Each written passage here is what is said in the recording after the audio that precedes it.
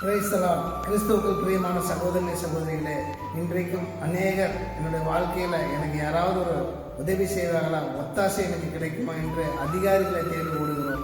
பணம் படைத்தவனை தேடி ஓடுகிறோம், இல்லை செல்வாக்கு உள்ளவனை தேடி, இல்லை ஆள் பணம் உள்ளவனை தேடி ஏதோ ஒரு காரியத்துக்காக நம்ம ஒத்தாசைக்காக ஓடுகிறோம். அந்த ஒத்தாசையெல்லாம் குறைவாக வரும். இல்லை என்றால் அவனுக்கு அதன் முகாந்திரமாக அவனுக்கு ஏதாவது ஒரு காரியம் நடக்க முடியாது இருக்கும். ஆனால் சங்கீதம் 121 சங்கீதம் 2வது வசனம் சொல்கிறது, வானத்தையும் பூமியும் உண்டாக்கின கர்த்தரிடத்திலிருந்து எனக்கு ஒத்தாசை வரும். ஆண்டவருடைய சமூகத்தை முழங்கால் படியிட்டு ஜெபித்து, ஆண்டவரே எனக்கு இந்த காரியத்தில் நீர் ஒத்தாசை செய்யும்போது அந்த ஒத்தாசை மனுஷன் முகாந்திரமாக தான் வரும். ஆனால் அது குறைவில்லாதபடி நீ எதிர்பார்க்கிறபடி நிறைவாகவே வரும்படியாக இருக்கும். அதனால் இன்னைக்கு நீங்கள் ஜெபம் பண்ணுங்க.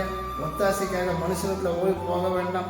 ஆண்டவர் சமூகத்துக்கு பாருங்க. அவர் வானத்தையும் பூமியை உண்டாக்கின மாத்திரமல்ல, சர்வத்தை படுத்தவர். நீ எதை கேட்டாலும் அதில் உனக்கு குறைவில்லாதபடி ஒரு ஒத்தாசை தருவார். அதில் மன நிம்மதி இருக்கும், சமாதானம் இருக்கும், சந்தோஷம் இருக்கும். அது தொழில் ரீதியாக இருக்கலாம், இல்லை குடும்ப வாழ்க்கை ரீதியாக இருக்கலாம், இல்லை திருமண காரியங்கள் ரீதியாக இருக்கலாம், இல்லை பிள்ளை செல்வ ரீதியாக இருக்கலாம், இல்லை வீடு கட்டுற ரீதியாக இருக்கலாம், இல்லை ஏதோ ஒரு காரியங்கள். நீங்கள் ஒத்தாசை என்று வந்தாலே ஆண்டவர் சமூகத்தில் வாங்க, முழங்கால் படியிடுங்க, ஜெபம் பண்ணுங்க.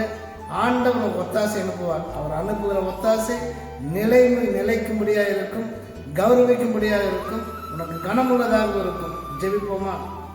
மகா பரிசுத்தம் இறக்கும் கிருபை என்று சகோதரன் தேவனே, இப்போ இதை கேட்டுக்கொண்டிருக்கிற அப்பா தகப்பனே, சகோதர சகோதரி வாழ்க்கையில் எந்த பகுதியில் ஒத்தாசை இல்லாதபடி எனக்கு யார் இந்த ஒத்தாசை செய்வார் என்று அப்பா அது கொண்டவரே அவங்க நின்று கொண்டிருக்கிறார்களோ நீர் அவர்களுக்கு ஒத்தாசை செய்கிறாங்க.